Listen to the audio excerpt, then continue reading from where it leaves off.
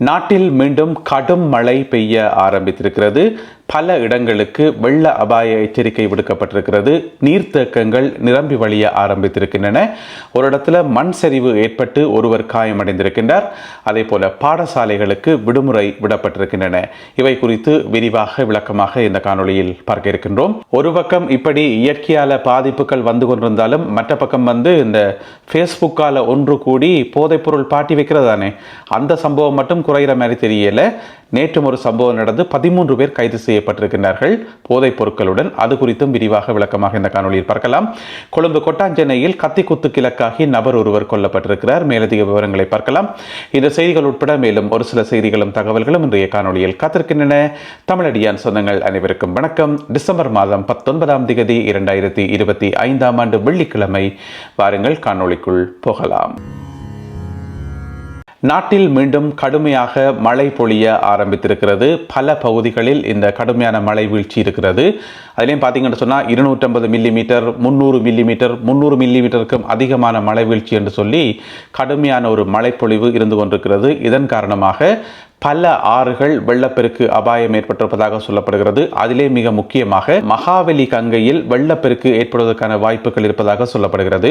அதனால 8 பிரதேச செயலகங்களுடைய பெயர்கள் அறிவிக்கப்பட்டிருக்கிறது. இந்த 8 பிரதேச செயலகங்களில் வசிக்கின்ற மக்கள் மிகவும் அவதானமாக இருக்கணும் என்று சொல்லி, ஏனென்று சொன்னால் மகாவலி கங்கையினுடைய அந்த தாழ்நில பகுதியில் தான் இந்த இடங்கள் வருது.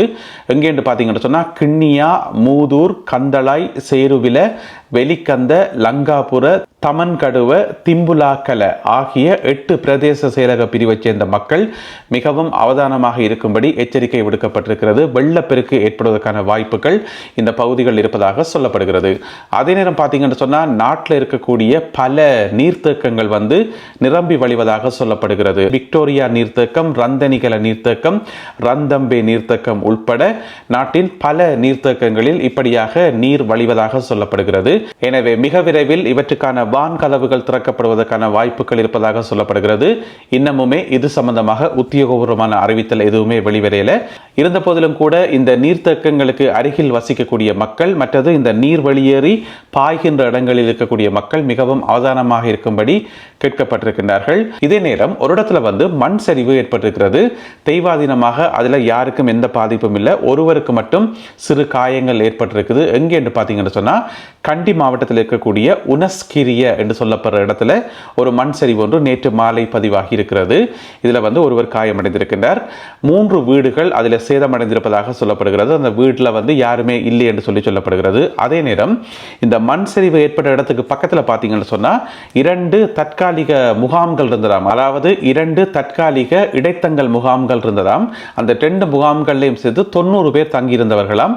எனவே இந்த மண் சரிவு ஏற்பட்டதை அடுத்து அந்த 90 பேரும் பாதுகாப்பான இடங்களுக்கு இடம் மாற்றப்பட்டிருப்பதாக சொல்லப்படுகிறது. இந்த மண் சரிவு இடம்பெற்ற இடம் கண்டி மாவட்டத்தில் உனஸ்கிரிய என்று சொல்லப்படுற ஒரு பகுதி. அதே நேரம் மத்திய மாகாணத்தினுடைய சகல பாடசாலைகளும் மூடப்படுகின்றன. இன்றிலிருந்து மூடப்படுகின்றன. இன்றைக்கு வெள்ளிக்கிழமை பாடசாலைகள் இயங்காது. மத்திய மாகாணத்தில் இருக்கக்கூடிய சகல பாடசாலைகளும். அதே மாதிரி இந்த பாடசாலைகள் எதிர்வரும் 28ஆம் தேதி வரை மூடப்பட்டிருக்கும் என்று சொல்லப்படுகிறது. முதல்ல அறிவித்தல் வந்தது எப்படி என்று சொன்னால் இன்றைக்கு வெள்ளிக்கிழமையும் வரும் திங்கட்கிழமையும் மூடப்படும் என்று சொல்லி 2 நாட்கள் மூடப்படும் என்று சொல்லி. ஆனால் பார்த்தீங்கன்னு சொன்னால் அதுக்கு பிறகு அங்கால 23ஆம் தேதியில இருந்து முதலே பிளான் பண்ணி இருந்ததாம் அந்த பாடசாலைகள் மூடுறதுக்கு என்று சொன்னால் கிறிஸ்துமஸ் ஹாலிடே வருதுதானே, அதற்காக. எனவே இன்றிலிருந்து எதிர்வரும் 28ஆம் தேதி வரை மத்திய மாகாணத்தில் இருக்கக்கூடிய சகல பாடசாலைகளும் மூடப்படும் என்று சொல்லி மத்திய மாகாண கல்வி செயலகம் அறிவித்திருக்கிறது. கவனிக்க வேண்டிய முக்கியமான விஷயம் என்னென்று சொன்னால் மத்திய மாகாணத்தில் மட்டும்தான், நாட்டினுடைய சகல பாடசாலைகளும் அல்ல, மத்திய மாகாண பாடசாலைகள் மட்டும்தான் மூடப்படுது. இன்று வெள்ளிக்கிழமையிலிருந்து எதிர்வரும் 28ஆம் தேதி வரை. மொரக்கக கந்த நீர்த்தேக்கத்தினுடைய வான்கதவு திறக்கப்பட்டிருக்கிறது. ஒரு வான்கதவு திறக்கப்பட்டிருக்கிறது நேற்று மாலை. ஏனென்று சொன்னால் இந்த நீர்த்தேக்கத்தில் கடும் மழை காரணமாக அதிக அளவு நீர் வர ஆரம்பித்தோடனே அந்த நீர் மட்டத்தினுடைய அளவு அதிகரிக்கும் தானே. எனவே அதை ஒரு கண்ட்ரோலில் வச்சுக்கிறதுக்காக இந்த வான்கதவு திறக்கப்பட்டது. 1/2 மீட்டருக்கு திறக்கப்பட்டிருக்கிறது. இந்த 1/2 மீட்டர் திறக்கப்பட்டதன் காரணமாக ஒரு வினாடிக்கு 1500 கன அடி தண்ணீர் வெளியேறும் என்று சொல்லப்படுகிறது. எனவே இந்த நீர் பாயிர பகுதிகளில் இருக்கக்கூடிய மக்களையும் அவதானமாக இருக்கும்படி கேட்கப்பட்டுள்ளது. இங்கால நாட்டில் இவ்வளவு பிரச்சனைகள் போய்கொண்டிருக்குது. அங்கால பார்த்தீங்கன்னு சொன்னால் கொஞ்சம் பேர் ஃபேஸ்புக்கால் ஒன்று கூடி ஒரு ஆளுக்கு ஒரு ஆள் மாறி மாறி தகவல் அனுப்பி ஒன்று சேர்ந்திருக்கிறோம். எதுக்கண்டு கேட்டிங்கன்னு சொன்னால் போதைப்பொருள் பாட்டி வைக்கிறதுக்காக. இப்போ தான் கிட்டலில் கண்டியில் 26 பேர் கைது செய்யப்பட்டிருந்தவர்கள் விக்டோரியா நீர்த்தேக்கத்துக்கு பக்கத்தில் இருக்கக்கூடிய ஒரு ஹோட்டலில் இந்த மாதிரி போதைப்பொருள் பாட்டி வச்சு கைது செய்யப்பட்டிருந்தவர்கள் இப்போ பார்த்தீங்கன்னு சொன்னால் மேலும் 13 பேர் கைது செய்யப்பட்டிருக்கிறார்கள். எங்கேன்னு கேட்டிங்கன்னு சொன்னால் ராகம பகுதியில் அங்கே இருக்கக்கூடிய ஒரு வீட்டில் அவியல் ஹோட்டலில் இவியல் வீட்டில் ஒரு வீட்டில் ஒரு பெண் உட்பட 13 பேரை போலீசார் கைது செய்திருக்கின்றார்கள். இந்த ஃபேஸ்புக் பாட்டியை ஒழுங்கு செய்தது ஏற்பாடு செய்ததை அந்த பெண் தானாம். 20 வயதுடைய பெண். அவாட்ட இருந்து ஐஸ் போதைப் பொருள் மீட்கப்பட்டிருக்கிறது. எனவே தான் ஐஸ் போதைப் பொருள் வச்சிருந்தது மட்டுமில்லாமல் தனக்கு தெரிஞ்ச ஃப்ரெண்ட்ஸ் எல்லாரையும் ஃபேஸ்புக்கில் கூப்பிட்டு ஒரு பாட்டி மாதிரி வச்சுக்கிறா. போலீசார் போயிட்டு சுற்றி வளைத்திருக்கின்றார்கள். கைது செய்யப்பட்ட அனைவரும் இன்று வெள்ளிக்கிழமை வெலிசர நீதவான் நீதிமன்றத்தில் முற்படுத்தப்படுவார்கள் என்று சொல்லப்படுகிறது. ஏற்கனவே கண்டியில் கைது செய்யப்பட்ட எல்லாருக்கு மேலேயும் குற்றப்பணம் அறவிடப்பட்டிருக்கிறது. பாட்டி வச்ச காரணத்துக்காக இவ்வளவு காசு இங்க குற்றப்பணம் கட்டணும் என்று சொல்லி அவைக்கு ஏற்கனவே தீர்ப்பு வழங்கியாச்சு. அடுத்ததாக இந்த 13 பேருக்கும் தீர்ப்பு வழங்கப்படும் என்று சொல்லி எதிர்பார்க்கப்படுகிறது. எனவே பொறுத்திருந்து பார்ப்போம் இவைக்கு எவ்வளவு குற்றப்பணம் என்று சொல்லி.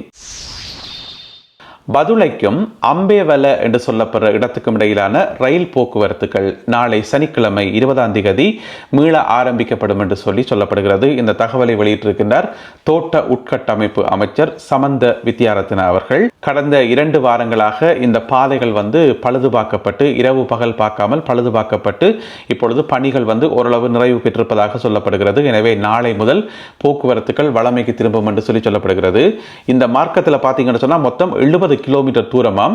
இந்த 70 கிலோமீட்டர் தூரமும் முற்று முழுதாக சேதமடைந்திருப்பதாக சொல்லப்படுது. அதில் பார்த்தீங்கன்னு சொன்னால் அந்த ரயில் போகிற பாதை இருக்கல்லோ அதில் மட்டுமே 91 மண் சரிவுகள் ஏற்பட்டதாம். எனவே 91 இடத்துல மண் சரிவுன்னு சொன்னால் இவ்வளோ பெரிய பாதிப்புன்னு பாருங்க. ஆனால் 2 கிழமைக்குள்ள ஒரு மாதிரி திருத்தி முடிச்சிட்டோம். அதனால நாளை முதல் இந்த பதுளை அம்பேவல ரயில் மார்க்கத்தில் சேவைகள் ஆரம்பித்து வைக்கப்படும் என்று சொல்லப்படுகிறது. அதே நேரம் வடமாகாணத்துக்கான ரயில் சேவைகள் ஜனவரி மாதத்தில் ஆரம்பிக்கப்படும் என்று சொல்லியும் தோட்ட உட்கட்டமைப்பு அமைச்சர் சமந்த வித்யாரத்ன அவர்கள் தெரிவித்துள்ளார். கொழும்பு கொட்டாஞ்சேனையில் ஒரு கத்திக்குத்து சம்பவம் ஒன்று பதிவாகி இருக்கிறது. இதிலே படுகாயமடைந்த நபர் ஒருவர் சிகிச்சை பலனில்லாமல் மருத்துவமனையில் உயிரிழந்திருக்கிறார். இந்த சம்பவத்தில் என்ன நடந்திருக்குன்னு சொன்னால் நேற்றிரவு 18ஆம் தேதி இரவு கொழும்பு கொட்டாஞ்சேனையில் இருக்கக்கூடிய 6வது ஒழுங்கையில் இருக்கக்கூடிய ஒரு கடைக்கு முன்னால் ஒரு ஆள் நின்று கொண்டு இருந்திருக்கார். அவருடைய வயது 53 வயது. அவர் நின்று கொண்டிருக்கக்குள்ள திடீரென்று அங்கே சில அடையாளம் தெரியாத நபர்கள் அவர் மேலே கத்தியால் குத்தி மோசமான முறையில் குத்தினதன் காரணமாக அவர் படுகாயமடைந்து கீழே விழுந்துட்டார். அதுக்கு பிறகு அவர் மருத்துவமனையில் அனுமதிக்கப்படுறார் கொழும்பு தேசிய மருத்துவமனையில். பிறகு சிகிச்சைகள் பலனளிக்காத நிலையில் குறிப்பிட்ட இந்த 53 வயதுடைய நபர் உயிரிழந்து விட்டதாக மருத்துவமனை வட்டாரங்கள் சொல்கின்றன. போலீசார் இது சம்பந்தமான விசாரணைகளை முன்னெடுத்து வருகின்றார்கள். இதுவரை குற்றவாளிகள் அடையாளம் காணப்படவில்லை என சொல்லப்படுகிறது. இப்போ பார்த்தீங்கன்னு சொன்னால் கொஞ்ச காலமாக மோட்டார் சைக்கிளில் வினம் T56 வகை துப்பாக்கியெல்லாம் சுடுவினம். இப்போ மோட்டார் சைக்கிளும் துவக்கம் கிடைக்கல போறதுக்கு இப்போ கத்தியில் ஆரம்பிச்சிட்டோம். எனவே போலீசார் இது சம்பந்தமான விசாரணைகளை முன்னெடுத்து வருகிறார்கள். அடுத்ததாக இன்றைய கருத்தோவியம். இப்போ பார்த்தீங்கன்னு சொன்னால் முன்னாள் சபாநாயகர் அசோக ரன்வலே இருக்கார் தானே, அவர் அன்றைக்கு வாகனத்தால் கொண்டு போயிட்டு இடித்து காயப்பட்டு இந்த ஒரு பிரச்சனை கொண்டு ஓடிக்கொண்டு தானே, அது அரசாங்கத்துக்கு ஒரு நெருக்கடியை உருவாக்கி இருக்குது. அவர் அன்றைக்கு குடிச்சு போட்டு வாகனம் ஓடினவரா இல்லையான்ற ஒரு பிரச்சனை இப்போ எதிர்கட்சிகளால் முன்வைக்கப்படுது. எதிர்கட்சிகள் அந்த பிரச்சனையை பிட்டிய பிரச்சனையாக்கி இதன் மூலம் அரசாங்கத்தை ஏதாவது செய்யலாமான்னு சொல்லி பார்த்து கொண்டிருக்கிறோம். இந்த கருத்தோவியத்தில் பார்த்தீங்கன்னு சொன்னால் அரசாங்கம் என்று சொல்லி ஒரு சின்ன வீடு ஒன்று இருக்குது. அந்த வீட்டை ஜனாதிபதி அனுரகுமார திசாநாயக்கா பொத்தி பாதுகாக்கிறார். பின்னுக்கு பார்த்தீங்கன்னு சொன்னால் பெரிய சூறாவளி மாதிரி சுனாமி மாதிரி பெரிய அலைகள் எல்லாம் பெறுது. அந்த அலைகளுக்குள்ள பார்த்தீங்கன்னு சொன்னால் அசோக ரன்வல அவருடைய முகம் தெரியுது.